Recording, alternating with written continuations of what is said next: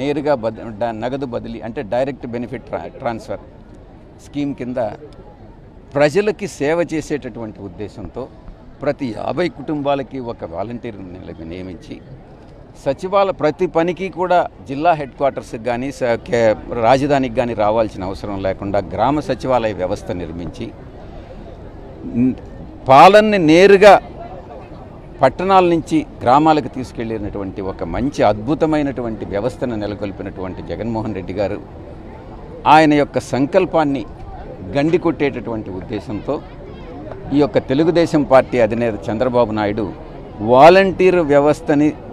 పక్కన పెట్టాలి, వాలంటీర్స్ అన్నటువంటి వాళ్ళు మనం నియమించాం కాబట్టి మనకు సపోర్ట్ చేస్తారన్నటువంటి భయంతో మొట్టమొదటి నుంచి కూడా వాలంటీర్ వ్యవస్థ నేను వస్తే వాలంటీర్స్ను తీసేస్తాను అని పదే చెప్తూ ఈరోజు ఎలక్షన్ కమిషన్ని అప్రోచ్ అయ్యి వాళ్ళ సేవల్ని నిలిపేయాలి ఎలక్షన్ అయినంత వరకు అని చెప్పి election model code of conduct ఉన్నంత వరకు అని చెప్పి ఈరోజు బడుగు బలహీన వర్గాలకి అవ్వాతాతలకి అందరికీ కూడా ద్రోహం చేసినటువంటి వ్యక్తి చంద్రబాబు నాయుడు. అతను మనిషే కాదు అని నేను చెప్తా. అతను